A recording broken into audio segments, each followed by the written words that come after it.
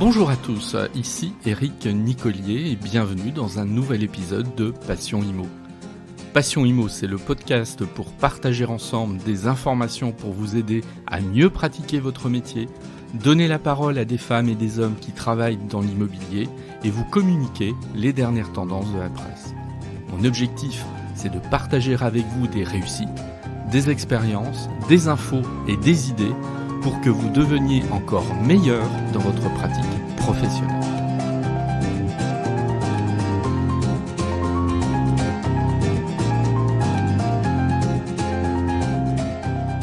Bonjour à tous. Alors l'épisode de Passion Immo de cette semaine, c'est un épisode où je ne fais pas appel à un invité, puisque c'est un épisode revue de presse.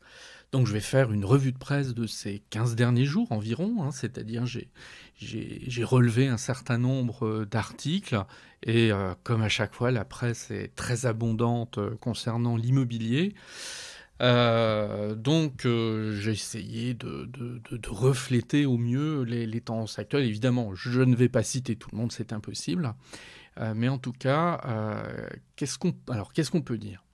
Bon, le déconfinement a débuté, ça fait à peu près 3 semaines maintenant. C'est assez intéressant de voir le glissement en fait de climat. Les articles, il y a encore une quinzaine de jours, étaient pour l'ensemble plutôt optimistes. C'est-à-dire qu'on faisait l'écho d'une étude notamment, beaucoup se sont reposés là-dessus, c'est une étude qu'on a beaucoup partagée sur les réseaux sociaux, qui émanait de Se Loger, et Se Loger expliquait en gros, en ayant interrogé, je crois, de mémoire environ 2000-2500 acquéreurs potentiels, que ceux-ci conservaient confiance dans l'avenir et qu'ils n'avaient pas de raison de modifier leur comportement d'achat, en tout cas leur projet dans les semaines qui viennent. Beaucoup se sont reposés sur cette tendance qui a été affirmée. Alors c'est pas une tendance, on n'a pas lu dans le mar de café, il s'agit d'une étude extrêmement sérieuse. Par ailleurs, on a pu se reposer, je l'avais cité dans ma précédente revue de presse, on a pu se reposer aussi sur le ressenti, enfin plus que le ressenti, c'est-à-dire la fréquentation des sites d'immobilier, des grands portails d'annonces qui faisaient état d'une consultation plutôt exceptionnelle. Ils en avaient conclu que finalement les acquéreurs étaient plutôt présents et qu'ils s'intéressaient toujours à certains projets. Alors aujourd'hui, je trouve que la donne a un petit peu changé, en tout cas le climat global des articles, et c'est un petit peu ce que je vais vous expliquer. Là, aujourd'hui, on s'interroge davantage. Alors c'est vrai que la période de confinement, c'était une période de repli sur soi de tout le monde, des particuliers, des entreprises. On a pris le temps de la réflexion, mais là, on est de nouveau revenu dans l'action. Mais c'est une action qui est un petit peu particulière, puisqu'elle est encadrée, elle est toujours encadrée par des mesures barrières. Et puis peut-être plus que par des mesures barrières qui s'identifient très clairement. On est toujours masqué dans un certain nombre de lieux publics, on se lave les mains régulièrement avec du gel, etc. On conserve la distance, ainsi de suite. Il y a peut-être quelque chose de beaucoup plus psychologique et qui est moins palpable, c'est l'incertitude de l'avenir. Et l'incertitude de l'avenir, elle est très réelle. Ça, on va pas se le cacher.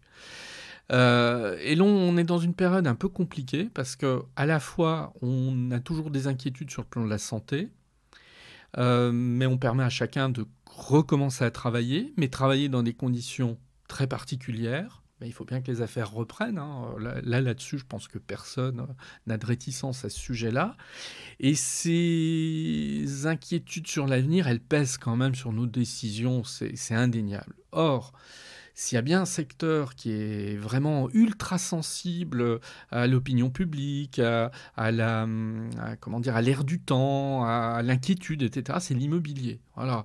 On sait très bien que c'est un baromètre extrêmement intéressant qui permet de prendre le pouls d'une opinion publique, de la situation d'un pays.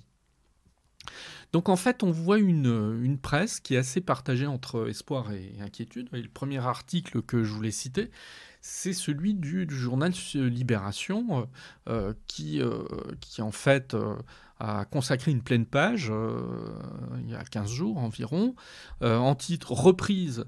L'immobilier fait mine d'y croire dur comme pierre. Bon, alors c'est toujours les jeux de mots qu'affectionne particulièrement Libération, mais tout est dans le titre. C'est-à-dire qu'en fait, et l'article de Tonino Serafini fait bien état de ça, c'est-à-dire selon lui, tout se passe comme si l'immobilier, en tout cas le secteur, faisait un peu sa méthode Coué en disant ouais, tout va aller bien, etc. On s'inquiète pas, etc. Bon, et lui il dit bon, c'est peut-être pas tout à fait ce qui va se passer parce qu'après tout, il y a encore beaucoup d'incertitudes.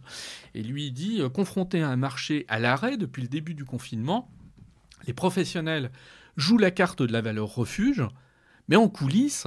Et donc là, en coulisses, on est peut-être un peu moins optimiste. La plupart redoutent une chute des ventes, voire une baisse des prix. Ça, la baisse des prix, c'est un truc qui va revenir souvent dans un certain nombre d'articles. Libération revient justement sur cette étude de Se Loger. Et dit une chose que je trouve intéressante, hein. Alors, on cite l'enquête de Se Loger et on dit c'est une enquête qui suscite moult réserves. Ouvrez les guillemets. Faire des projections sur le marché de l'immobilier à partir de perceptions exprimées par les gens, c'est vraiment sujet à caution, critique notamment à professionnels. Selon une personnalité importante du Sérail, cette communication n'est pas tant destinée au grand public qu'aux agents immobiliers, pour qu'ils continuent à passer leurs annonces et à payer leurs abonnements au site. Bon, alors là, on fait un petit peu un procès d'intention à Se Loger. On veut les persuader que les clients sont toujours au rendez-vous. Et Libération dit, pour Se Loger, l'enjeu est énorme. Tout son modèle économique repose sur les annonces publiées par les professionnels. Bon. Plus loin, on nous dit aussi la chose suivante, hein, qui est relayée par un journaliste. C'est sur ce que feront les acquéreurs dans les mois qui viennent. Et le journaliste dit, pas sûr qu'ils pourront les concrétiser, ces achats. Avec plus de 11 millions de salariés au chômage partiel, le nombre de demandeurs d'emploi de catégorie A qui a connu une hausse historique de 7,1% au mois de mars et qui a été confirmée au mois d'avril, l'inquiétude monte. L'indicateur du moral des ménages mesuré par l'INSEE plonge de 8 points en avril comparé à mars. Et dans ce contexte, nous dit toujours Libération, dans ce contexte de crise sanitaire et économique, l'audience élevée des sites d'annonces immobilières ressemble à une donnée en trompe-l'œil. Pour supporter le confinement, des gens se sont offerts des moments de rêve en consultant des annonces de maisons à vendre avec de l'herbe verte, des arbres et un puits pour arroser des fleurs. Bon, c'est un petit peu ironique ce qu'écrit Libération, mais il met en doute en fait l'idée selon laquelle cette forte fréquentation des sites internet pendant le confinement était le signe avant-coureur d'une très forte reprise de l'immobilier. Donc ça, c'est du côté de Libération, qui ouvre, on le voit, les choses assez en demi-teinte. Il y a eu également une double page, donc une grande double page, hein, qui fait écho un peu à Libération dans Le Parisien. Donc Le Parisien est un journal qui évoque beaucoup l'immobilier, mais là on a eu carrément une double page. Le titre ne laisse pas de doute, hein, Immobilier, l'espoir du rebond, l'angoisse du crash. Alors voilà, donc comme si en fait on oscillait entre un espoir de rebond, hein, qui est maintenu par tout le monde, et puis cette angoisse latente qu'on a toujours de ce crash, c'est-à-dire une chute brutale des prix.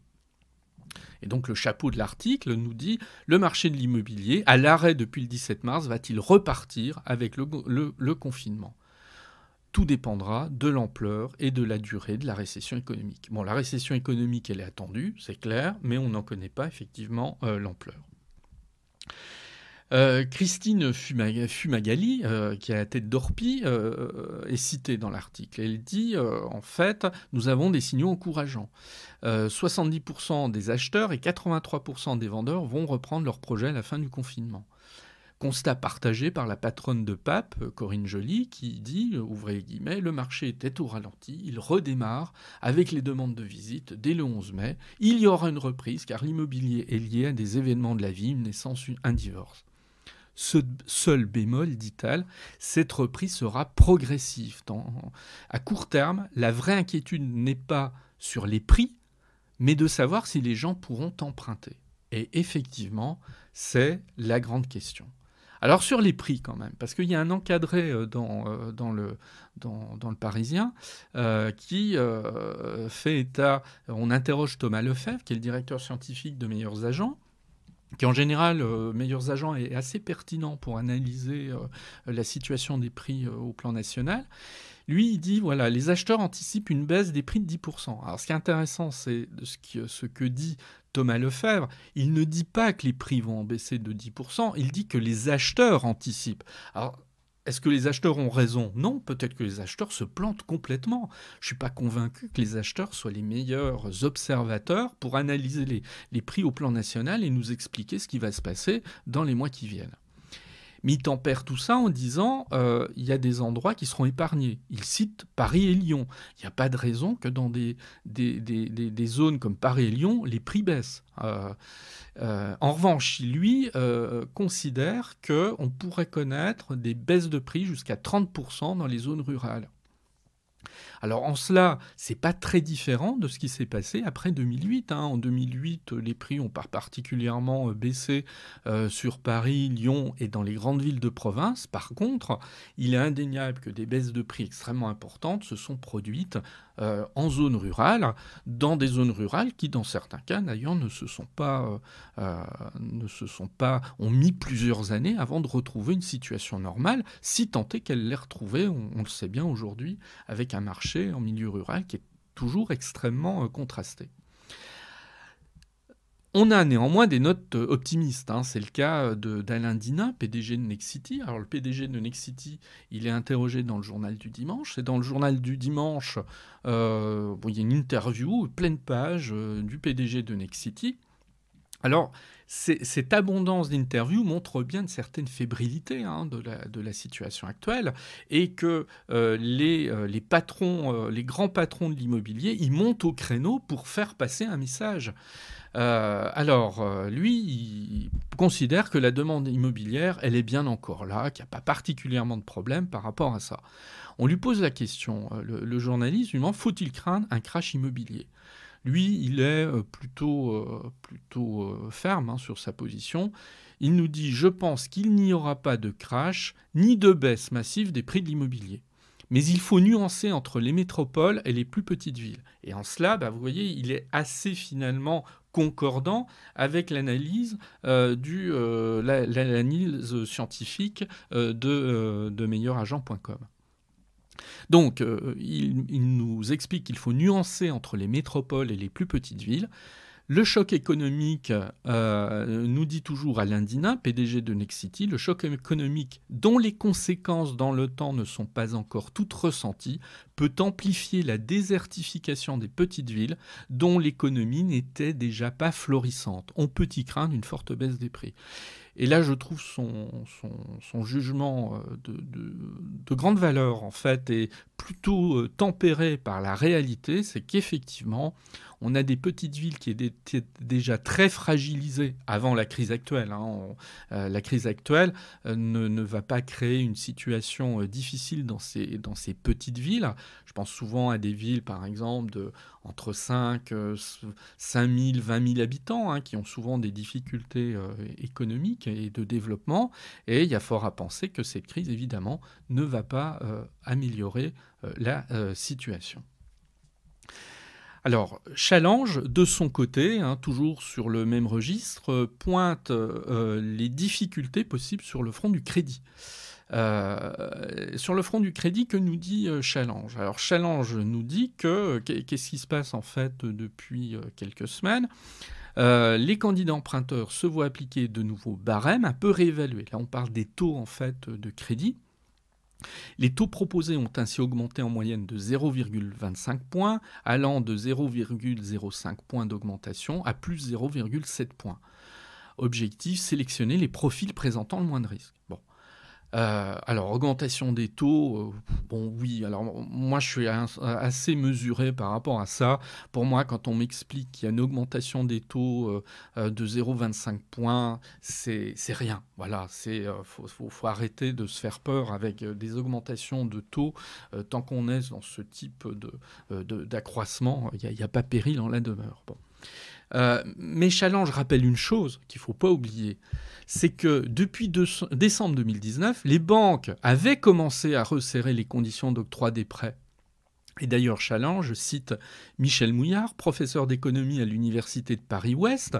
Et Michel Mouillard, professeur d'économie, nous dit « La durée moyenne des emprunts est restée relativement stable au premier trimestre 2020 par rapport au trimestre antérieur. Le montant de l'apport moyen a notamment bondi de 12,4%, tandis que le nombre de prêts accordés a reculé de près de 14%. Et c'est ce chiffre qui est intéressant, c'est le recul des prêts, 14%.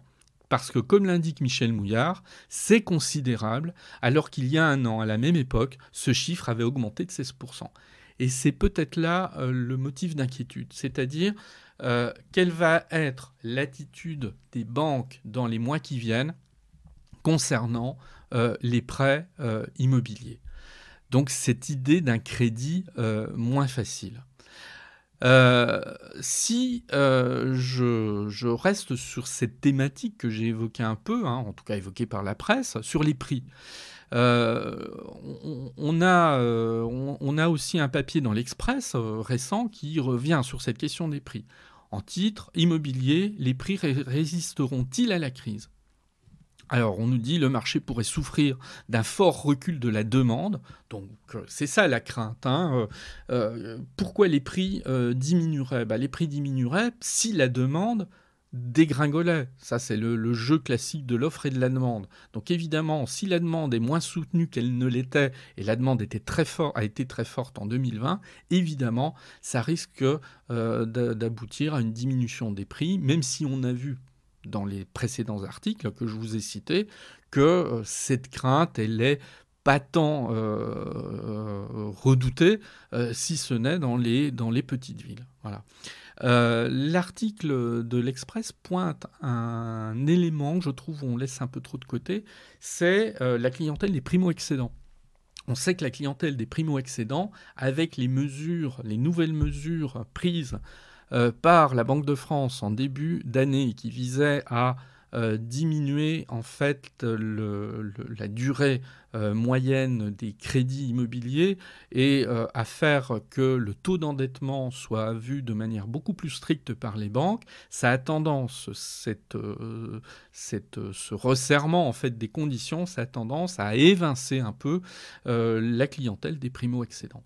Et ça, c'est un vrai problème, puisque l'article de l'Express conclut, Gilles Mandroux, qui signe ce papier, dit « L'essoufflement de la clientèle des primo-accédants, s'il perdure, risque fort de se propager aux autres segments du marché immobilier. » Mais ça, il faudra attendre quelques temps avant de voir ce qui pourra se passer. Alors évidemment, face à toutes ces inquiétudes, on en a qui imaginent des choses. Alors là, il y a un article d'Aujourd'hui en France, qui est un petit peu, enfin ancien, il date du 14 mai 2020, et on est en train d'imaginer, certains imaginent en tout cas, un passeport pour rassurer les vendeurs. Alors qu'est-ce que c'est ? Pour relancer le marché immobilier, plusieurs courtiers proposent de fournir des certificats de solvabilité aux futurs acquéreurs. Aussi baptisés passeport, visa ou attestation, ces documents gratuits veulent offrir la visibilité qui manque à l'emprunteur tout en rassurant le vendeur sur la faisabilité de la transaction. Voilà. Alors évidemment, c'est un document, et l'article le rappelle fort justement, qui n'engagerait pas la banque. Et d'ailleurs, la Fédération bancaire française l'a rappelé, ce document n'aurait pas de valeur légale, il ne se substitue pas évidemment à une demande de crédit ni à un document bancaire. Cela donne, rappelle la Fédération bancaire française, aux futurs emprunteurs des indications approximatives sans que cela n'engage la banque. Donc dans ces conditions, on peut s'interroger sur le réel intérêt d'un tel document, mais bon, après tout, pourquoi pas ? Ça peut en tout cas rassurer, une telle attestation peut rassurer sur le sérieux d'un visiteur. Mais bon, en général, l'agent immobilier a quand même correctement fait son travail. Il a lui-même fait le tri entre les acquéreurs qui sont des acquéreurs sérieux et les acquéreurs qui sont simplement là pour visiter un bien sans vraiment intention d'acheter. Bon. Le Monde Alors là, ces tout derniers jours, a publié un article très intéressant. Je terminerai d'ailleurs par là. Un article assez long, hein, titré « Des perspectives incertaines dans l'immobilier ». Et c'est bien le reflet de cette tendance actuelle, de ce climat ou de doute. Moi, je trouve qu'on est vraiment dans un climat de doute dans la presse actuelle. On nous dit que la crise sanitaire a perturbé le marché. Plusieurs facteurs sont désormais à prendre en compte avant d'engager une acquisition. Et donc l'article indique: pour certains, le nouveau coronavirus se résumera à un simple trou d'air. Pour d'autres, il marquera le début d'un retournement tarifaire. Donc on voit bien là, ça résume assez bien les différentes conceptions que l'on a de la situation actuelle. Alors, argument en faveur des premiers, nous dit Le Monde, c'est-à-dire pour ceux sur lesquels ce serait un simple trou d'air, argument en faveur des premiers, au déconfinement, contrairement à ce que des Cassandres promettaient, les acheteurs n'ont pas complètement déserté. Nous avons, nous dit Éric Alouche, directeur exécutif d'ERA, nous avons vendu des maisons avec jardin ou des jolis biens en bon état en moins d'une semaine. Même son de cloche dans un autre grand réseau, c'est-à-dire Century 21 France, par la voix de Laurent Vimont. Et Laurent Vimont dit: le trafic sur notre site avait baissé de moitié, mais depuis début mai, la consultation d'annonces a doublé et les acquéreurs sont là. Hors revue de presse, des échos que j'ai ici ou là d'agents immobiliers ou d'agents commerciaux indique bien que ils recommencent à faire des affaires et qu'il y a des visites et des ventes, contrairement à ce qu'ils pouvaient imaginer. L'article du Monde, il y a un encadré dans cet article du Monde, et il revient, en fait, il fait une comparaison que j'ai trouvée très pertinente, en fait. Le Monde nous écrit: c'était en janvier 2020. Selon les notaires, le nombre de ventes enregistrées dans l'ancien au cours des 12 derniers mois, il était de 1 076 000. C'est-à-dire il y avait 1 076 000 ventes enregistrées au cours des 12 derniers mois. Le Monde écrit: il s'agit d'un record historique en France, puisque le nombre de transactions dépassait le million pour la première fois. Certains experts estiment que le trou d'air du marché immobilier provoqué par les 2 mois de confinement pourrait entraîner une baisse du volume de transactions de l'ordre de 20%, ce qui conduirait les ventes à un niveau proche de celui de la période 2000-2008. Donc, vous voyez que c'est ça qui est intéressant, c'est que en fait on nous dit: ok, une baisse de 20%, c'est beaucoup, mais ce ne serait pas non plus dramatique parce qu'on part de très haut en 2019 et on retrouverait la situation entre 2000 et 2008 qui était plutôt une bonne situation. Pendant ces années-là, poursuit Le Monde, le nombre de transactions sur le marché de l'ancien oscillait autour de 800 000 par an. La dernière grande crise immobilière, qui date de la fin 2008 et avait découlé de celle des subprimes, avait eu un impact important sur l'immobilier. Les ventes s'étaient effondrées jusqu'à toucher un seuil bas en août 2009 avec seulement 564 000 transactions annuelles, soit quasiment la moitié du volume enregistré avant le confinement dû à la crise du coronavirus. Ces chiffres sont vraiment intéressants, fort pertinents, comme je vous l'ai indiqué, parce qu'ils replacent les choses en perspective. C'est-à-dire, ils replacent bien cette situation dans une situation déjà exceptionnelle en 2019, et donc, même si on a une baisse, peut-être faudra-t-il la relativiser, parce que on est peut-être loin de retrouver ce seuil bas, effectivement, de 2009, qui, pour le coup, avait été plutôt catastrophique. Voilà. Eh bien, je terminerai par cet article du Monde, ça sera le mot de la fin. Comme d'habitude, la conclusion, c'est-à-dire qu'est-ce qui va se passer dans les semaines et les mois qui viennent, en fait, elle reviendra aux acteurs du marché, c'est-à-dire aux acheteurs et aux vendeurs. C'est eux qui auront le dernier mot, fort loin, éventuellement, des prospectives, des articles, des opinions que nous émettrons les uns et les autres.